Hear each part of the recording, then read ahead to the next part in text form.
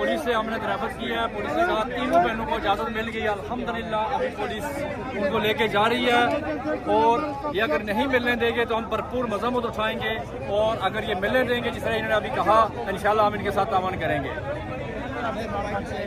मुलाकात कर सकेंगे, इसलिए आप देख रहे हैं कि इस वक्त रास्तों को भी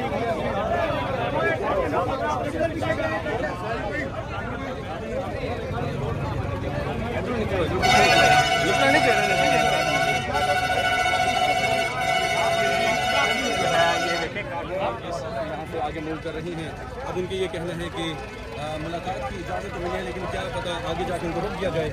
अब देखना ये है कि क्या उनको मुलाकात